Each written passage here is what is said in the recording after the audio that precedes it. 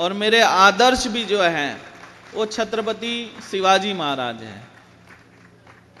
और उनसे मैंने अपने जीवन में एक सीख ली है, कितनी भी विपरीत परिस्थिति हो उसमें इंसान ने आत्मविश्वास नहीं खोना चाहिए, कैसी परिस्थिति हो। छत्रपति शिवाजी महाराज जी की जब गाथा हम सुनते हैं तो उससे पता चलता है कि उनके जीवन में कितना संघर्ष था।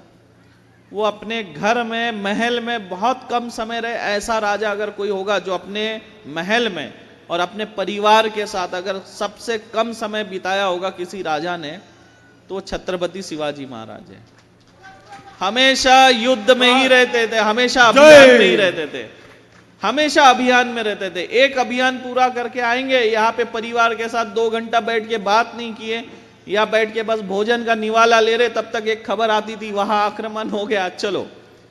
वो वहां गए, 1-2 महीना 3 महीना वहां बिताए, वापस आए, परिवार के साथ बैठ के बात ही कर रहे होंगे, तब तक एक दूसरी खबर आ जाती है कि फलाने जगह ऐसा हो रहा है, तुरंत युद्ध के लिए निकल लिए। पेशवा यहाँ पर इंदौर तक बैठे हुए थे।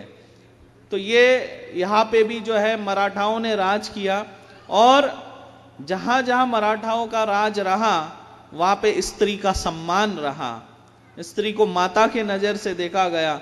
जहां जहां पे मराठाओं का साम्राज्य रहा वहां वहां पर कभी जो है सामान्य जनमानस के साथ लूटमारी नहीं हुई।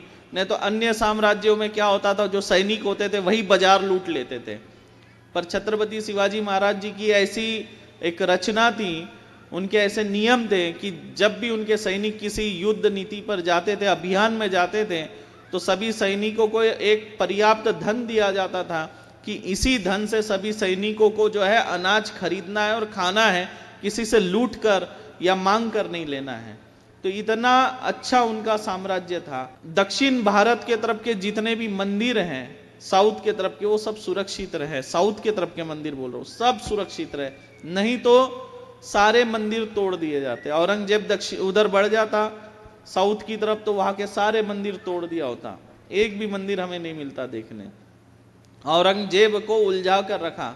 उसके बाद छत्रपति संभाजी महाराज जी ने जो है, उन्होंने भी जो है औरंगजेब को उलझा कर रखा यहाँ तक।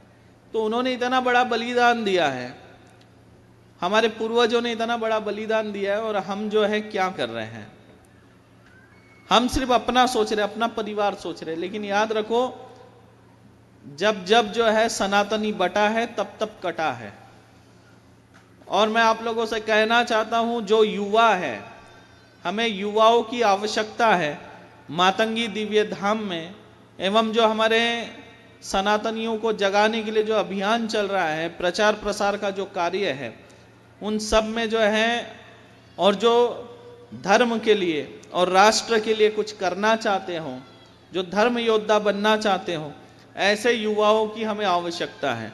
ऐसे युवा जो राष्ट्र के लिए कुछ करना चाहते हैं, इस मातृभूमि के लिए समर्पित होना चाहते हैं, सनातन संस्कृति को बचाने के लिए लड़ना चाहते हैं, ऐसे युवाओं की हमें आवश्यकता है। तो जो जो लोग हमारे इस अभियान में जुड़ना चाहते हैं, युवाओं की बात कर रहा हूं, तो ऐसे युवा अपना नाम नंबर जो है दर्ज कराएंगे हमारे पास, और उन युवाओं को फिर सेवा के लिए बुलाया जाएगा, राष्ट्र सेवा के लिए बुलाया जाएगा, सनातन धर्म और संस्कृति की रक्षा हेतु उन्हें जोड़ा जाएगा साथ में।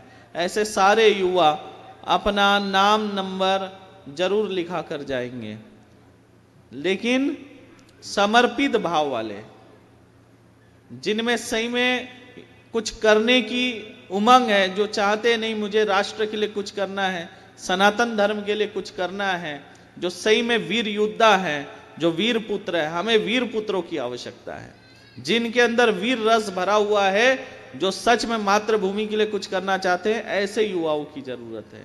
तो ऐसे युवा, ऐसी बेटियां, हमें बेटियों की भी आवश्यकता है, जो वीरांगना है, जो राष्ट्र के लिए लड़ना चाहती हैं, ऐसी